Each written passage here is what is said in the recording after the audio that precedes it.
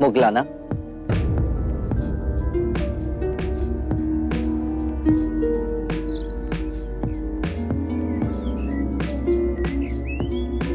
इस विषाद का कारण? कई रात्रियों से पूर्ण ध्यान में मेरे विचार मेरी माता की ओर चले जाते थे। जब मैं बच्चा था तब जाने अनजाने में मैंने उसे कष्ट पहुंचा, परंतु मेरे विषाद का कारण ये नहीं है। उसके जीते जी मैं कुछ न कर सका, परंतु उसकी मृत्यु के बाद कुछ कर सकूं ताकि उसकी आत्मा को शांति आए। हर बार मैं ध्यान में देखता हूं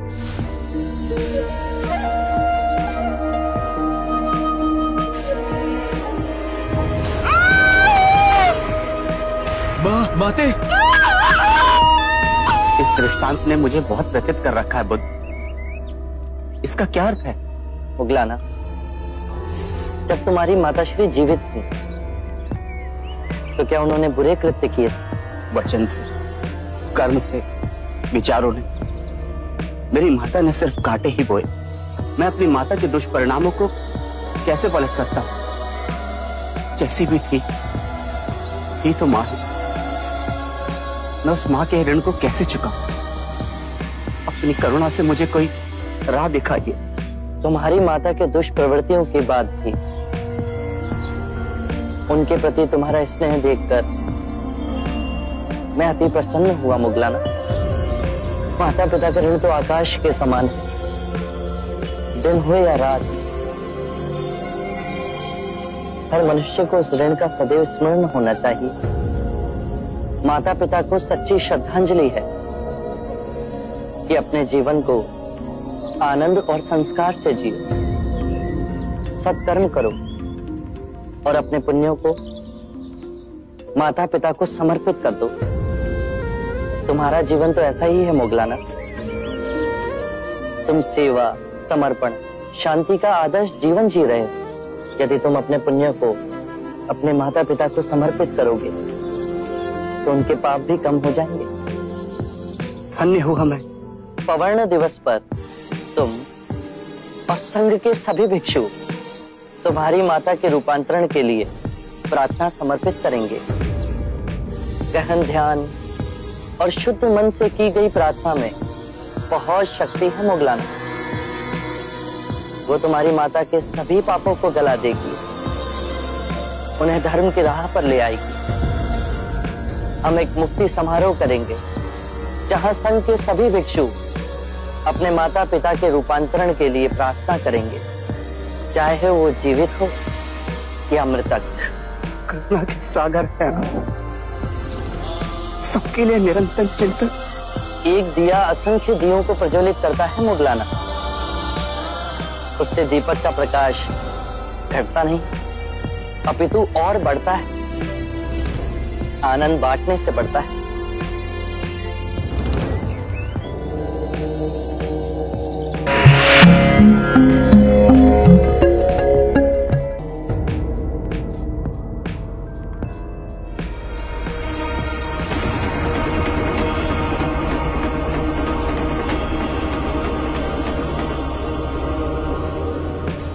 महाराज, मैं ये क्या सुन रहा हूं? आप बुद्ध के अनुयायी बन गए हैं। घोर अनर्थ। अच्छा होता यदि मैं यात्रा पर न जाता। आप ऐसा अनर्थ कैसे कर सकते हैं? आप अपने धर्म को कैसे छोड़ सकते हैं? क्षत्रियों का धर्म आपके लिए सर्वोपरि है। आपका कर्तव्य है भगत की सीमाएं बढ़ाएं, चक्रवर्ती सम्राट बने। मैं अपना कर्तव्य भली भांति जानता हूं कुलगुरु। लगता है बुद्ध ने आपको भी भ्रमित कर दिया है। सम्मोहन शक्ति है उसके पास। आपके पिता की तरह आपको भी भ्रमित कर रहा है। कृपया कर बुद्ध पर झूठे लांछन ना लगाएं। महाराज, मैं सत्य कह रहा हूं। बुद्ध ने केवल ऐसी बातें कही हैं जिससे अनेकों प्रश्न उठ रहे हैं, परंतु उत्तर नहीं मिला। जैसा कि ये संसार शाश्वत है या नश्वर, सृष्टि सीमित है या अनंत, शरीर आत्मा दो है या एक, मृत्यु के पश्चात हमारा अस्तित्व रहता है या विनाश हो जाता है। मैं इन किसी भी प्रश्नों का उत्तर नहीं दूंगा कुलगुरु। ये सब आपकी बुद्धि की उपज है। बुद्ध ने कभी भी अपने उपदेश में इन बातों को तनिक तूल नहीं दिया। यदि शाश्वत प्रश्नों का बुद्ध के पास स्थूल नहीं है, तो वो किन विषय पर उपदेश देते हैं? उनके प्रवचनों का हमें क्या लाभ? बुद्ध कहते हैं कि अपने शरीर, अपनी श्वास को साधो, उससे अपने अंतर्मन को छिन्न भिन्न करती विभिन्न भावनाओं को समझोगे, दुख और संताप पर विजय पाओगे, जीवन की छोटी छोटी अनेक लहरों के थपेड़ों में सजग और ध्यानपूर्ण जियोगे। बुद्ध जीवन से मुंह मोड़ने को नहीं कह रहे, चेतना से जीने को कह रहे हैं। कुलगुरु, जीवन इन्हीं छोटी छोटी बातों का बहुमूल्य रत्न कोश है, ना कि बड़ी सैद्धांतिक बातों का। छोटे छोटे लोग छोटी छोटी खुशियों के साथ जीते हैं, परंतु आप तो सम्राट हैं। आपका स्तर इस मगध में सबसे सर्वोपरि है। स्तर का विचार भी मनुष्य बुद्धि की उपज है। लगता है महाराज, आप विनाश की ओर जा रहे हैं। एक क्षत्रिय होकर ज्ञानियों जैसी बातें कर रहे हैं आप। क्षत्रिय और ब्राह्मण, ये अंतर भी मनुष्य बुद्धि ने पैदा किया। मुझे बुद्ध के चरणों में शांति मिली। महाराज, यदि आपको शांति चाहिए तो मैं इसके कई उपाय आपको बता सकता हूं। आपसे केवल मुझे अशांति ही मिली है कुलगुरु। आप क्या मुझे शांति देंगे? आपकी बातों में मैं अपने धर्मपरायण पिता की मृत्यु का कारण बना। आंखें मूंदता हूं तो महाराज बिंबिसार की प्रेम भरी मूरत छुप छुप कर मुझे निहारती दिखाई देती है। न रातों को नींद है, न दिन को चैन है। क्षमा करिए महाराज, एक ब्राह्मण हूं, सत्य कहने से संकोच नहीं करूंगा। इस विषाद का कारण पितृ हत्या का पछतावा नहीं, अम्रपाली के भिक्षुणी बनने का आघात पहुंचा है आपको। कुलगुरु,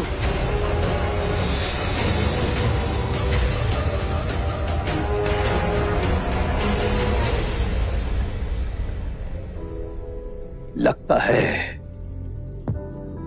बुद्ध ने आपको यही सिखाया है।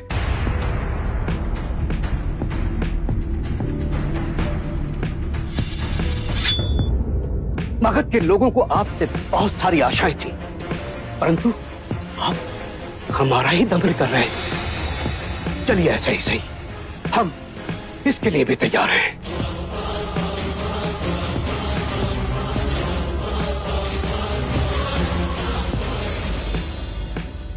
महाराज, आप में ये परिवर्तन देखकर मैं हैरान हूं।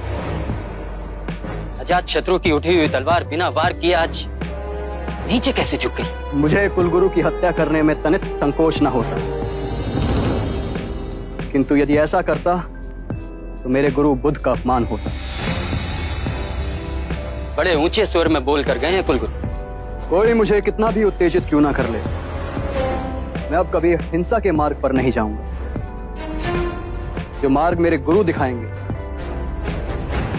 उसी मार्ग पर चलूंगा।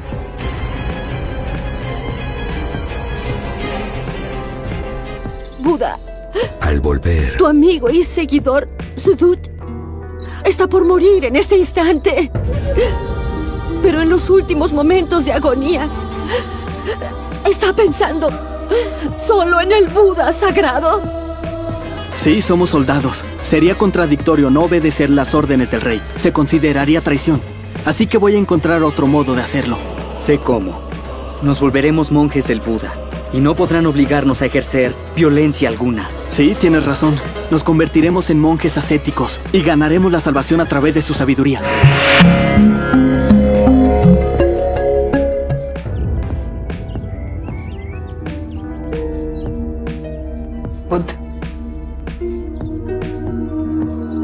प्रणाम। आपके परम भक्त सुदत की पत्नी पुण्य लक्ष्मी आई है। क्या हुआ बहन? और सुदत कैसा है? प्रभु, आपके परम सेवक सुदत अब अपनी अंतिम सांसें गिन रहे हैं। मृत्यु के भयंकर क्षणों में उनका मन केवल आपकी ओर मुड़ रहा है। कृपा करें प्रभु, कृपा करें। हम तो सांसारिक हैं, किंतु मेरे स्वामी ने आपकी सेवा में सदैव अपने आप को न्योछावर किया है। उनको अंतिम सांसों में अपने दर्शन दीजिए प्रभु, अपने दर्शन दीजिए। सुदत ने निस्वार्थ भाव से मेरी और मेरे भिक्षुओं की सेवा की। निर्धनों को दोनों हाथों से धन बांटा, हमारे लिए विहार का निर्माण कराया। ऐसे दिव्य व्यक्ति के दर्शन पाने को मैं स्वयं जाऊंगा। वो आएंगे ना? मेरे प्राण छटपटा रहे उनके एक दर्शन के लिए।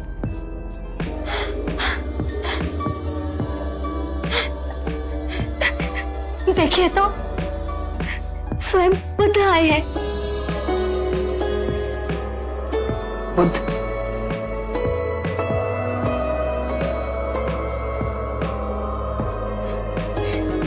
आप आ गए।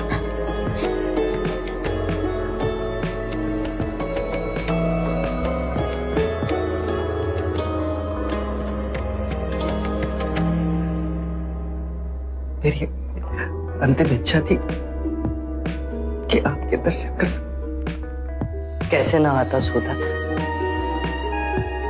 तुम्हारे प्रेम और सेवा ने तो मुझे तुम्हारा ऋणी बना दिया है। इतने उद्विग्न क्यों? क्या मृत्यु से भय लग रहा है? बुद्ध, भय तो लग रहा है, पर आपको देख लिया तो मन में हिम्मत बन रही। डरो मत सुदत। आज तक तुमने अपना सारा जीवन दूसरों की सेवा की। तुम्हें कोई भी कष्ट नहीं हो सकता। जैसा मैं कहता हूं, केवल उस और ध्यान धरो। मृत्यु का सामना करने का साहस स्वयं तुम में जगेगा। अपनी आंखें बंद करो और ध्यान धरो। मैं ये आंखें नहीं, मैं ये आंखें नहीं, मैं ये कान भी नहीं, मैं ये कान भी नहीं, मैं जिह्वा भी नहीं, मैं जिह्वा भी नहीं, मैं शरीर भी नहीं, मैं शरीर भी नहीं, मैं ये चित्त भी नहीं, मैं ये चित्त भी नहीं।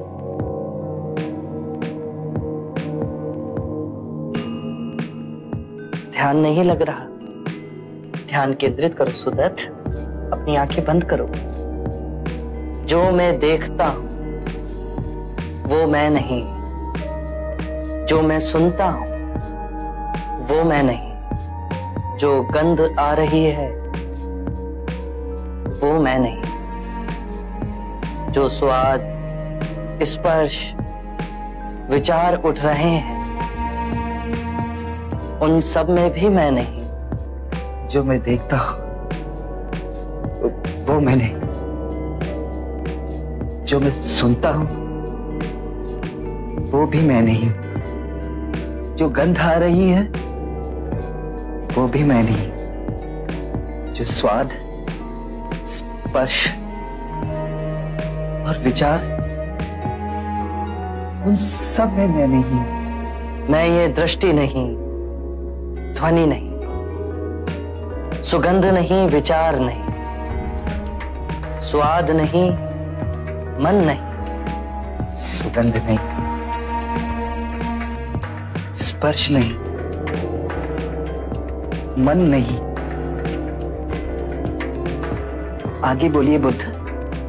मैं पृथ्वी तत्व नहीं, मैं आकाश भी नहीं, मैं वायु भी नहीं, मैं जल भी नहीं, चेतना तत्व में भी मैं नहीं। कोई तत्व मुझे जकड़ नहीं सकता, जन्म और मृत्यु मुझे छू नहीं सकती। जन्म और मृत्यु मुझे छू नहीं सकते। मैं मुस्कुराता हूं क्योंकि ना मैं जन्मा हूं, ना ही मैं मर सकता हूं।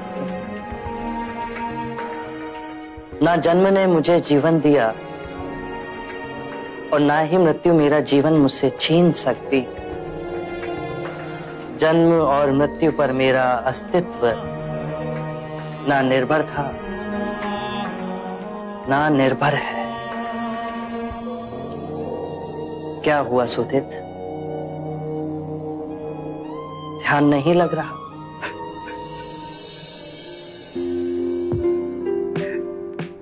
ध्यान तो लग रहा है प्रभु। आपके एक शब्द उसकी बूंद की तरह मेरे अंतर मन में गिर रही। मैं तो केवल इसलिए रो रहा हूं कि इतने वर्ष मैं आपके समीप रहा, आपके दर्शन पाए और अंतिम समय में आपके वचन समझने का मुझे अवसर मिला।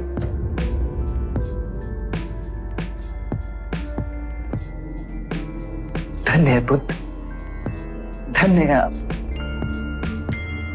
आपने मृत्यु के भय से, जिसने मेरे प्राणों को जकड़ लिया था, उसे मिटा दी। अब इस संसार से विदा होते हुए आखिरी क्षण तक मैं केवल आपको देखना चाहता हूं।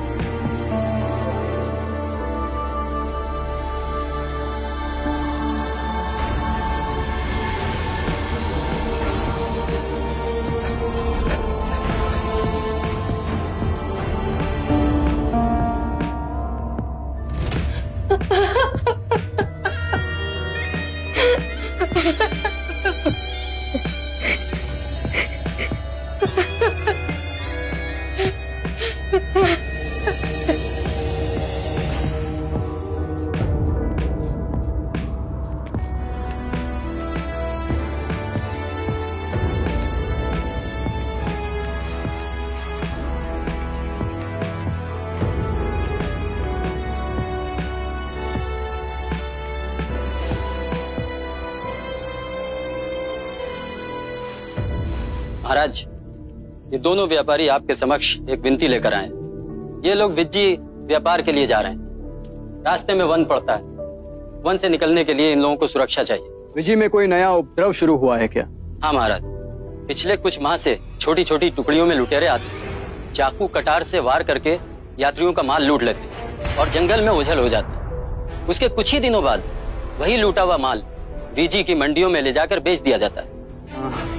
सेनापति, एक कार्य करो, हमारे कुछ गुप्तचरों को साधारण नागरिक की वेशभूषा में विजी में भेजो।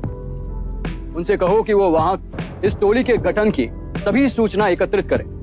हम सही समय पर उन्हें पकड़ दंडित करेंगे। जो आज्ञा महाराज। इस कार्रवाई में थोड़ा समय लगेगा और आप निसंकोच विजी जाएं। आपके साथ हमारी सेना की सुरक्षा रहेगी। हमारी सेना को आपके साथ देख वो आप पर आक्रमण नहीं करेंगे। सेनापति, हमारे 2 सेना नायक सेना बल की 2 टुकड़ियां लेकर इन व्यापारियों के साथ जाएंगे।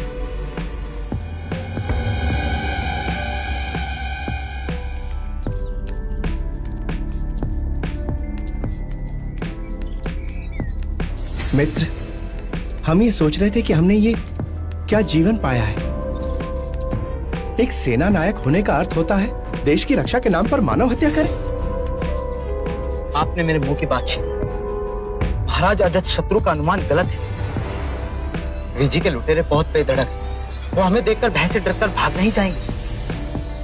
वो अपनी सत्ता जमाने के लिए हमसे युद्ध लड़ेंगे और हमें ना चाहते हुए उनका वध करना पड़ेगा। इसके पश्चात ये व्यापारी धन कमाने के लिए जुट जाएंगे और मानव हत्या के पाप का बोझ ढोने के लिए हमें छोड़ दिया जाएगा। सत्य कहा आपने मित्र। अब हमें ये पाप का बोझ उठा के लगता है पूरा जीवन व्यतीत करना पड़ेगा। मृत्यु के पश्चात हमें स्वर्ग नहीं नरक मिलेगा। महाराज ने तो मुक्ति का मार्ग खोज लिया है और स्वयं बुद्ध के अनुयायी बन बैठे हैं। इतने सारे पाप करने के बाद भी वे मुक्ति के मार्ग पर चल पड़े हैं, तो क्या हमें मुक्ति नहीं मिलेगी? सत्य कहा। महाराज ने तो पंचशील के सिद्धांतों का पालन कर अहिंसा का मार्ग अपना लिया और हमें हिंसा के मार्ग पर भेज रहे हैं। आप अपनी जगह सही हैं, पर जब तक हम सैनिक हैं, हम महाराज की आज्ञा का उल्लंघन नहीं कर सकते। ये देशद्रोह कहलाएगा। इसलिए हमें कोई और मार्ग ढूंढना पड़ेगा जिससे हमें मुक्ति मिल सके। एक मार्ग है, यदि हम बुद्ध के अनुयायी बन जाएं, तो कोई हमें हिंसा के मार्ग पर जाने के लिए विवश नहीं करेगा। ये सही रहेगा। आज ही हम दीक्षा लेकर भिक्षु बन जाएंगे ताकि आने वाले जीवन में हमें भी मुक्ति मिल सके। चलिए। Entre nuestro gurú al volver y los brahmanes se ha creado una fuerte disputa. Y contigo, si las diferencias aumentan, los súbditos de Magad cargarán el peso de una trifulca. Majestad, es que si todos los soldados de Magad se vuelven monjes, ¿quién protegerá el reino?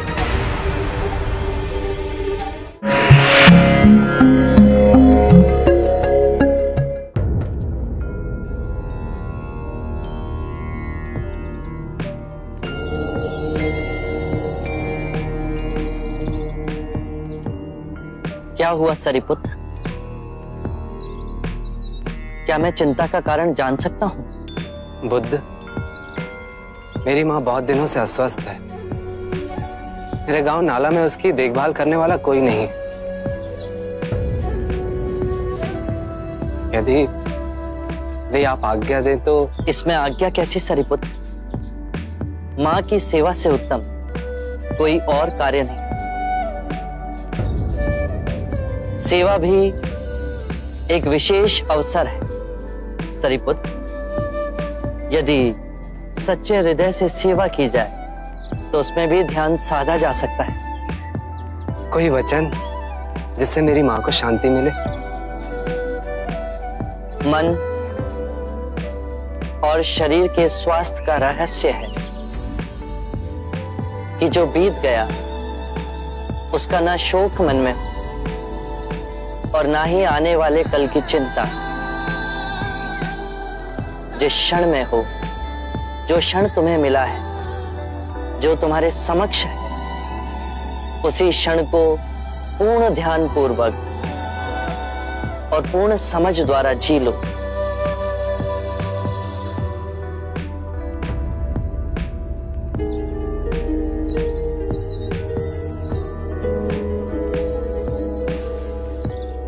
ऐसा प्रतीत हुआ कि आपसे बहुत दूर जा रहा हूं।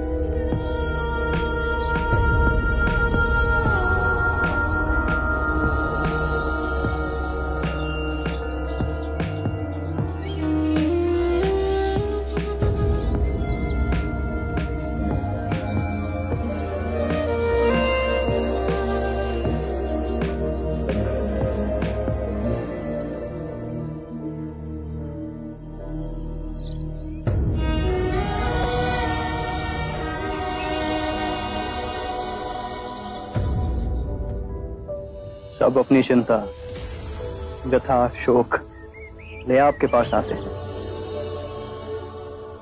आप इन्हें धीरज बांध के थकते नहीं। यदि तुमने पूर्ण हृदय से स्वयं से प्रेम किया है तो तुम किसी को दुखी नहीं देख सकोगे। बुद्ध, बहुत से ज्ञानी देखे पर आप सा कोई ना देखा। आजाद शत्रु, चाहे जितनी भी धार्मिक पुस्तकें पढ़ो, उन्हें चाहे जितना भी कंठस्थ करो, यदि वो तुम्हारे जीवन के कृत्य ना बने तो सोचना कुछ नहीं हुआ। तुम भी किसी दुविधा में दिख रहे हो अजातशत्रु। बुद्ध, आप तो मन की बात पढ़ लेते। मगध के कुलगुरु ने अपना पूरा जीवन देश को समर्पित कर दिया। उनकी सहायता मगध के लिए आवश्यक है, परंतु तुम मेरे अनुयायी बने, इससे वो क्रोधित है। जी बुद्ध, हम एक मत से कार्य नहीं कर पा रहे। मगध के कुलगुरु और मगध के ब्राह्मणों के साथ मेरे संबंध में कटुता आई। ये मतभेद बढ़ते गए तो दो बातों की लड़ाई में मगध की प्रजा व्यर्थ ही पिस जाएगी। यदि तुम्हारे अंतर में मतभेद को मिटाने की आस्था है तो मेरे पास एक उपाय है अजातशत्रु। कृपया बताएं। पहला, दोनों पक्ष आमने सामने बैठ सबके समक्ष ये बताएं कि विवाद क्या है। दूसरा, याद करें जब द्वंद्व उठा तो वो शुरू कहां से हुआ था, और दोनों ही पक्ष ध्यान में जा उन बातों को याद करें और फिर शांति से एक दूसरे को सुनाएं। तीसरा, हाथ नहीं मन के भाव उपजे कि इस झगड़े को कैसे समाप्त किया जाए। चौथा, यदि कोई भूल हुई है तो सर्वप्रथम स्वयं की भूल को स्वीकार कर खुद को क्षमा करें। अपनी भूल स्वीकारने से हम दूसरों को समझने की चेष्टा में पहला पग उठाते हैं। सत्य कहा बुद्ध। 5, जो भी निर्णय लिया जाए वो सर्वमाननीय हो, उसे सबके समक्ष 3 बार पढ़ा जाए। यदि कोई भी व्यक्ति आपत्ति के लिए हाथ ना उठाए तो उसे अंतिम निर्णय समझा जाए। 6, जो सर्वमाननीय है उस पर दोनों पक्ष पूर्ण मन से चल एक दूसरे से मैत्री करें। 7वां, जब हमारे कपिलवस्तु में किसानों में झगड़ा होता है तो उनमें जो सबसे वृद्ध किसान है, जिसका सब सम्मान करते हैं, आदर करते हैं, वो कहता है शत्रुता समाप्त करो, मिट्टी डालो, पुआल डालो। ये बहुत सूचक है अजातशत्रु। मिट्टी डालने से अग्नि बुझती है, कीचड़ पर पुआल डाल उस पे चल रास्ता बनाया जा सकता है। एक दूसरे के समीप आने का कितना सुंदर उदाहरण है ये। बुद्ध, आपके ये सूत्र विश्व में शांति की क्रांति लाएंगे। जब जब धर्म का विघटन होगा, जब जब दो पक्षों के हृदय में दीवार खड़ी होगी, आपके ये वचन उस दीवार को ढहा देंगे। मैत्री और सामंजस्य विकसित होगा।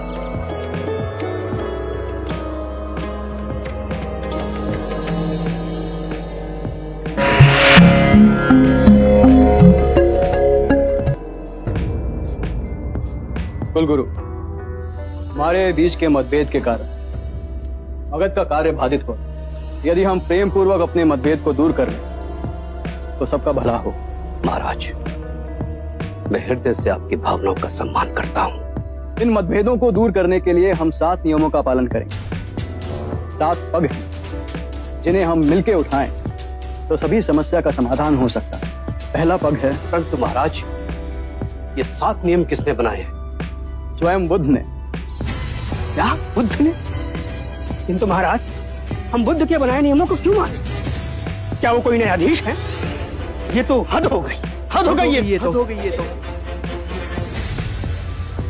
महाराज, यदि हम बुद्ध के बनाए हुए नियमों का पालन करेंगे तो हम में और बुद्ध के अनुयायियों में क्या अंतर रहेगा? यही अंतर तो दूर करना। महाराज, बुद्ध ने जो परम सत्य का मार्ग पाया, उसकी मूल जड़ में हम ब्राह्मणों का खंडन है। वो हमारी भावनाओं का अनादर करता है, वो हमारी संस्कृति का आदर नहीं करता। फिर वो तटस्थ नियम कैसे बना सकता है? बहुत बड़ी भूल कर रहे हैं आप। बुद्ध ने कभी भी ब्राह्मणों के लिए कोई अपशब्द नहीं कहे। अंधों की पट्टी पहना जिस जनमानस को वर्षों से ठगा गया, केवल उसकी आंखों से अज्ञान की पट्टी उतारी। मनुष्य द्वारा निर्मित अंतर और भेदभाव जिसकी आड़ में मानव ने मानव का शोषण किया, उसे मिटाया है। यही परम सत्य है। आप सब धन और ऐश्वर्य में जी रहे हैं। इससे पहले कि आप बुद्ध की गरिमा पर उंगली उठाएं, मैं आपको यह बता दूं कि मैंने स्वयं अपना राज मुकुट बुद्ध के चरणों में रखा था, किंतु बुद्ध ने वो भी लौटा दिया।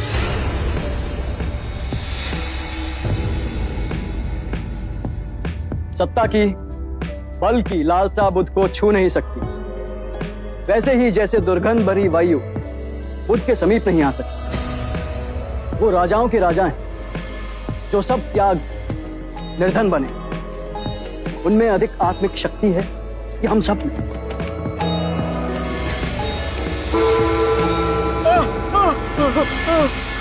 दुहाई हो महाराज, दुहाई हो। आपने हमें वचन दिया, हमारी रक्षा न की महाराज। व्यापार के लिए वीजी जाते हुए हमें लूटा गया, हमें मारा और जख्मी भी किया गया महाराज। तो आपकी सुरक्षा के लिए हमने सेना की टुकड़ी भेजी, पर आपके सेना नायक हमारी सुरक्षा के लिए नहीं आए महाराज।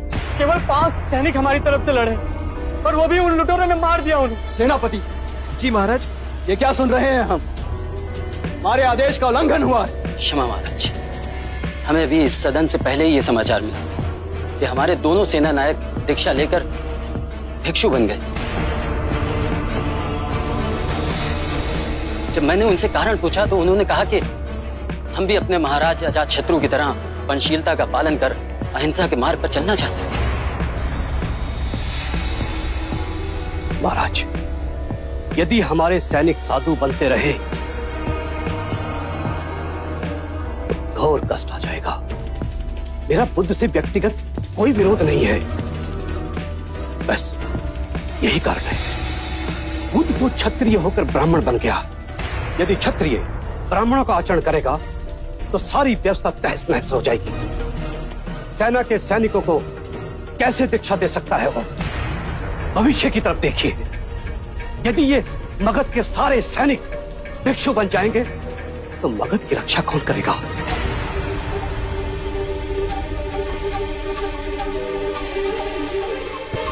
Cualquier cosa en exceso, aún la no violencia, sin duda se convertiría en algo también violento. Los culpables deberían temer a tus palabras y deberían ser castigados por sus crímenes. Pero recuerda, el juez no castiga por el odio personal que sienta contra ellos, sino por sus crímenes o por sus malos actos y conductas.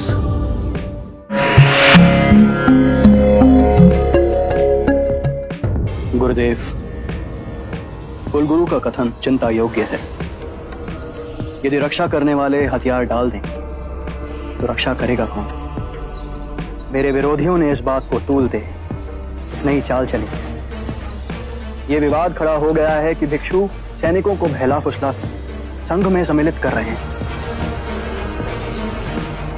Buddha, मेरी चिंता का कारण और विषम है। यहाँ तो मैं शासन कर रहा हूँ, किंतु दूसरे देशों के राजा इन निर्दोष भिक्षुओं को दंड न दें।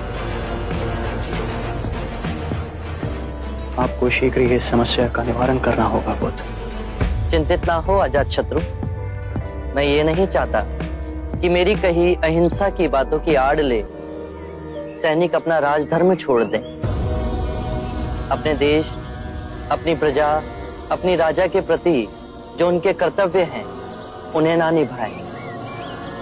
मैं आज ही अपने उपदेश में इस नियम को घोषित करूंगा कि कोई भी भिक्षु किसी भी सैनिक को दीक्षा ना दे। आनंद, सभी संघों में ये घोषणा पहुंचा दो। बुद्ध, अहिंसा का अर्थ मैं समझता हूं, किंतु मेरे मन में अनेक प्रश्न उठते हैं। निसंकोच कहो अजातशत्रु।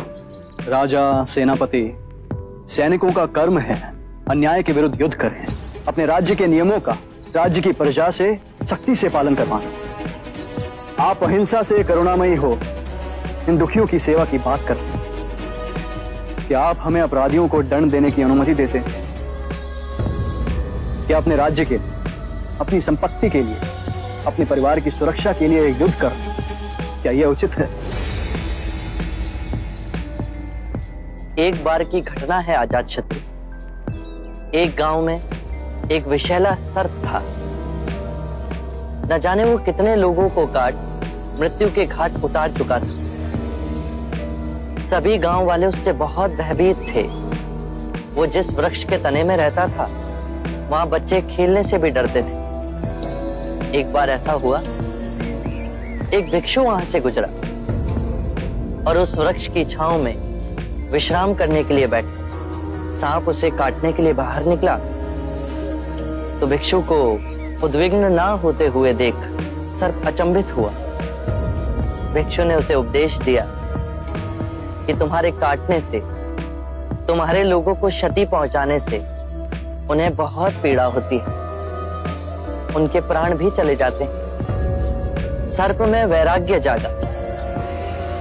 उसने निश्चय किया कि वो किसी को क्षति नहीं पहुंचाएगा, किसी को नहीं काटेगा। और सर्प को अहिंसक देख गांव में लोग धीरे धीरे निर्भीक होने लगे।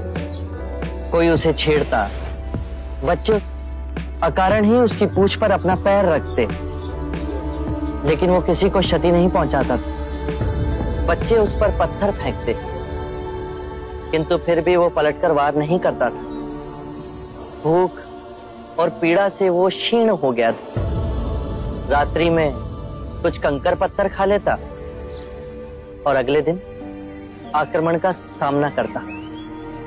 वो सर्प इतना घायल हो गया था कि गांव वाले उसे रस्सी से अधिक नहीं समझते थे। और फिर उस मार्ग से पुनः वो भिक्षु गुजरा। जब उसने सर्प की ये दुर्दशा देखी तो वो बहुत दुखी हुआ। उसने सर्प को औषधि लगाते हुए पूछा कि तेरा ये हाल कैसे हुआ? तो सर्प ने कहा, मेरे मन में वैराग्य जागा और मैंने काटना छोड़ दिया। भिक्षु हंसा और उसने कहा कि मैंने तुझे काटने से मना किया था, किंतु तू अपने सर्प स्वभाव से कैसे विमुख हो गया? तूने पुकारना क्यों छोड़ दिया? किसी भी बात की अति, अहिंसा की भी अति, यदि ध्यान से देखोगे तो हिंसक बन जाती। दोषियों में तुम्हारा भय होना चाहिए, उन्हें उनके अपराध का दंड भी मिलना चाहिए, किंतु ध्यान रहे न्याय देने वाला अपनी निजी कटुता के कारण उसे दंड ना दे, अपितु दोषी को उसके दुष्कर्मों और उसके अपराधों का दंड मिलना चाहिए। यदि क्रोध, लोभ, ईर्ष्या बीच में आए तो न्याय न होगा। बुराई को भलाई से जीतो। यदि बुराई भलाई पर हावी होने लगे तो मनुष्यता का नाश होगा। यदि बुराई को परास्त करने के लिए युद्ध भी करना पड़े तो वो भी करो, किंतु उस युद्ध के कारण तुम स्वयं ना बनो। यदि करना पड़े तो केवल निमित्त मात्र ही करो। बुद्ध, आपके इतने सुंदर और महिमामय वक्तव्य ने मेरे हृदय से सभी अंधकार को दूर कर एक नई ज्योत प्रज्वलित की है। धन्य हुए भाग्य मेरे जो आप मेरे जीवन में पधारे। आरंभ हो गई निर्वाण प्रथा, सुनो सुनो ये बुद्ध कथा। कितने भी धार्मिक ग्रंथ पढ़ लो, कितना ही उन्हें कंठस्थ कर लो, यदि वो तुम्हारे जीवन के कृत्य ना बने तो समझना कुछ भी नहीं किया।